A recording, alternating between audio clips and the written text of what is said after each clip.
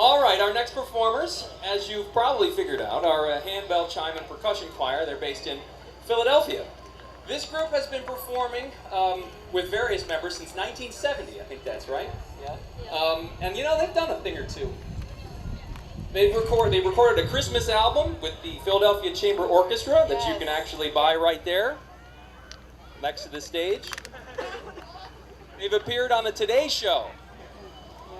They've entertained at the White House multiple times. And most recently, when Pope Francis visited America last year, they played for him as well. So suffice it to say, they are an accomplished group. Ladies and gentlemen, and they're here with us today. Please give a warm welcome to the Joybells.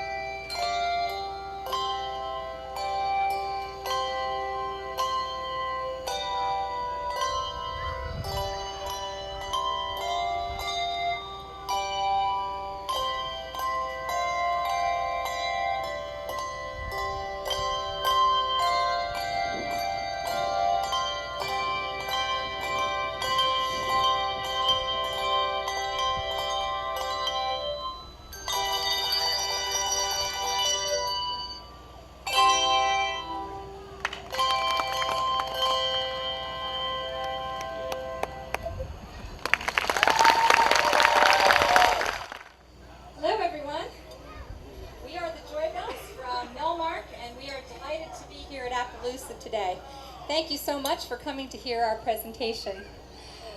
We perform on a 5-octave set of Schulmerich handbells. We set the table up like a piano with the large bells, the lower notes at this end, and as the bells get smaller, the tone gets progressively higher. Katie directs the bass clef, my name is Sue, and I direct the treble clef. The first piece that we played for you was the very well-known Ode to Joy by Beethoven, which was turned into a hymn, Joyful, Joyful, We Adore Thee. It's one of our favorites. Our next song that we're going to play for you is a very lovely and worshipful Holy, Holy, Holy.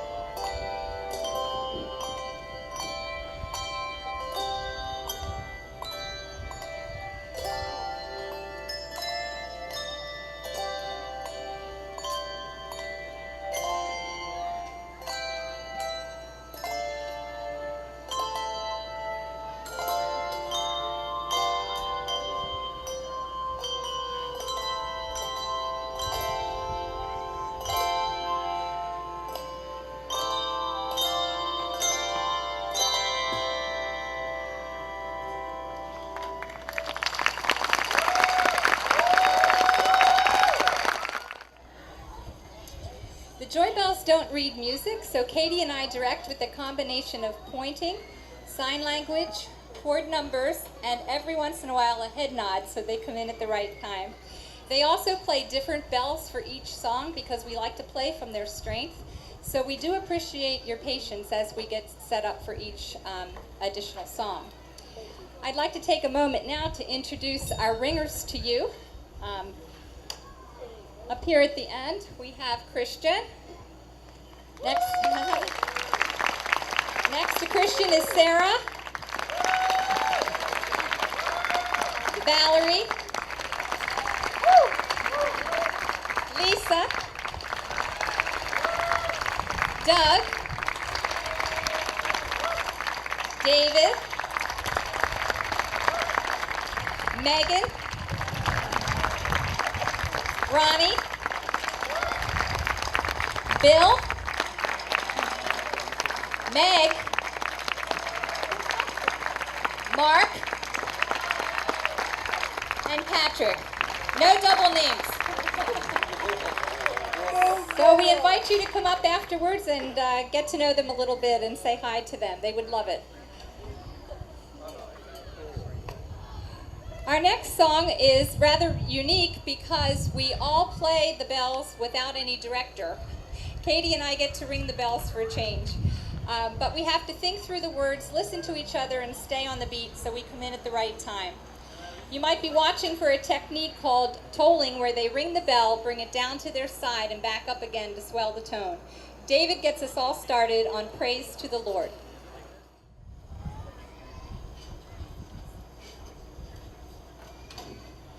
1, 2, 3.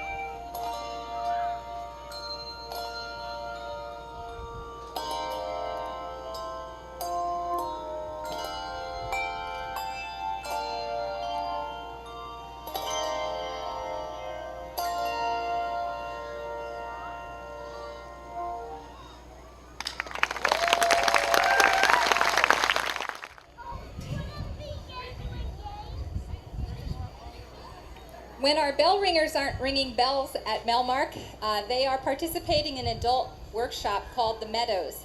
The Meadows is our country garden guild where they work on several different workshops, and they get a paycheck at the end of the month for the work that they do in each of the workshops. We have various sales throughout the year where they sell their products, and they make everything from dried flower arrangements, which start with planting the seeds in the greenhouse. So that's quite a year-long activity. They help prepare and serve lunch to our 60 people in our building each day. They are learning how to knit, and they make stuffed animals out of the things that they knit. The bell choir is part of it. They're also stenciling, learning how to stencil greeting cards and gift tags. And several of our people are working on woodworking projects where they sand the wood. And they have several projects going now that include a rocking chair and a desk. So pretty impressive work that they do at our program each day at the Meadows.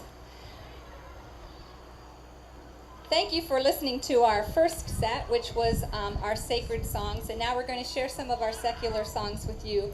A couple Disney songs. And the first one is When You Wish Upon a Star from the movie Pinocchio.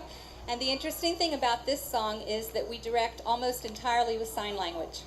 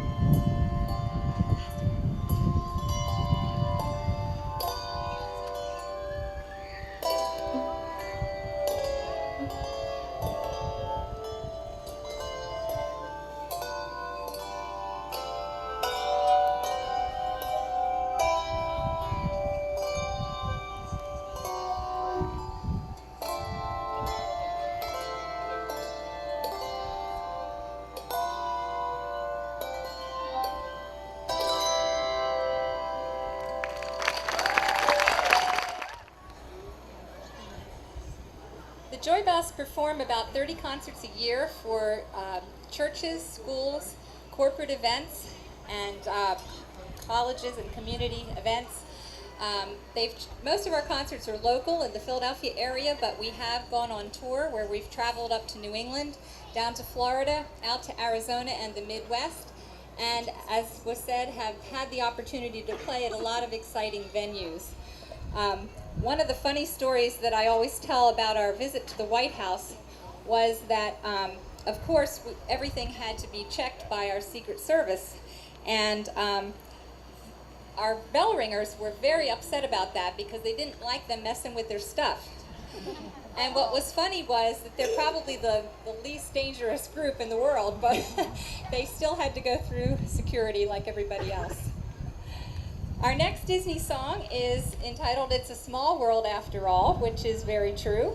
And they're going to be using some different things to, different sounds for the bell.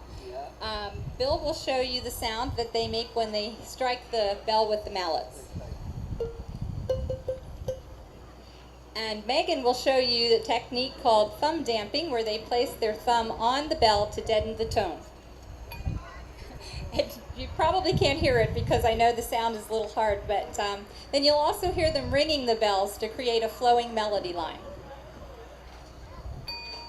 Shake it. We hope you'll enjoy It's a Small World After All.